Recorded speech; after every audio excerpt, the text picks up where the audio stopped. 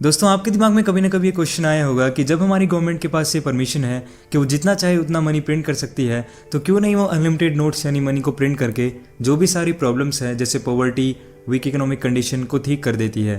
पर गवर्नमेंट ऐसा क्यों नहीं करती है? इसका सिंपल सा आंसर है इन्फ्लेशन, मतलब महंगाई। ज़्यादा मनी प्रिंट करने से इनमें से कोई भी प्रॉब्लम सॉल्व नहीं होने वाली है, क्योंकि अगर गवर्नमेंट ज़्यादा मनी प्रिंट कर भी देती है और वो लोगों के पास सर्कुलेशन में आ जाता है, तो आप उससे करेंगे क्या?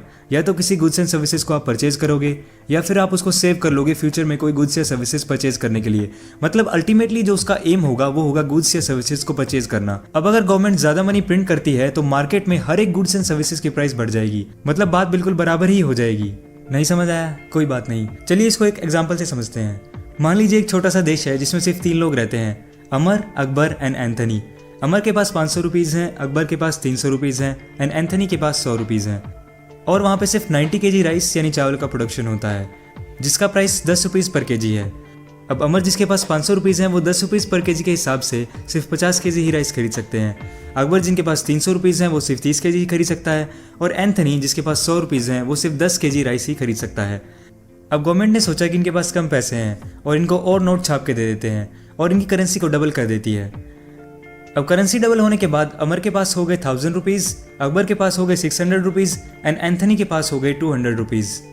तीनों खुश होकर मार्केट में राइस खरीदने जाते हैं तो देखते हैं कि उनकी करेंसी तो डबल हो गई है, पर जो राइस है वो तो 90 kg ही है। अब जो दुकानदार है उसने देखा कि इनके पास जो करेंसी है वो बढ़ चुकी है, पैसा ज़्यादा हो गया है, लेकिन जो प्रोडक्शन यानी जो राइस का उत्पादन है वो तो सेम ही है। तो वो राइस का प्राइस 10 रुपीज़ पर kg से बढ़ाकर 20 रुपीज़ पर kg कर देता है। अब भी जो अमर है वो 50 kg राइस, अकबर 600 रुपये में 30 kg राइस एंड एंथनी 200 रुपये में 10 kg राइस ही खरीद सकता है। तो अब भले ही उनके पास पैसे ज़्यादा बढ़ गए हों, लेकिन जो उस पैसे से वो राइस खरीद सकते हैं वो तो अभी भी सेम ही है ना। तो दोस्तों, रियलिटी में भी ऐसा ही होता है। अगर गवर्नमेंट ज़्यादा मनी प्रिंट कर देती है या फिर ज़्यादा मनी सर्कुलेशन में आ जाता है तो सारे जो प्रोडक्ट्स एंड सर्विसेज हैं उनके प्राइस बढ़ जाएंगे एंड कंट्रीज़ के लोगों को इन्फ्लेशन का सामना करना पड़ता है, जो कि एक कंट्री के लिए प्रॉब्लम्स को बढ़ाता है, उसको कम नहीं करता है।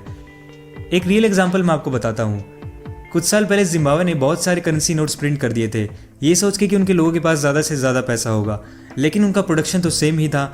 उन्होंने इतने ज़्यादा नोट्स प्रिंट कर दिए, मार्केट में इन्फ्लेशन इतना बढ़ गया कि एक ब्रेड पैकेट लेने के लिए भी वहाँ पे लोगों को हज़ारों जिम्बाब्वे डॉलर्स ले जाने पड़ते थे। उस टाइम पे उनकी करेंसी की वैल्यू इतनी गिर गई थी कि $1 के मुकाबले जिम्बाब्वे डॉलर की वैल्यू 25 मिलियन जिम्बाब्वे डॉलर हो गई थी। मतलब नोट तो सिर्फ एक मीडियम ऑफ एक्सचेंज ही है ना, उसकी खुद की कोई वैल्यू नहीं है। उसकी वैल्यू तभी है अगर उसके बदले में आपको कोई सामान मिल रहा है। तो जैसे कि हमारे रिसोर्सेज लिमिटेड है, वैसे ही हमारी जो करेंसी है वो भी लिमिटेड ही प्रिंट होती है। अब देखो, ये तो हमें पता है कि हर कंट्री का सेंट्रल बैंक ही डिसाइड करता है कि कितने नोट्स प्रिंट किए जाएंगे। जैसे भारत में RBI है, बेसिकली ये इस फॉर्मूले से डिसाइड होता है, sum of value of all goods and services produced and exchange equal to sum of all currency present. Currency को रिसोर्सेज यानी GDP, ग्रॉस डोमेस्टिक प्रोडक्शन, यानी कितना एक country goods and services produce कर सकती है, उसके हिसाब से ही करेंसी को प्रिंट किया जाता है।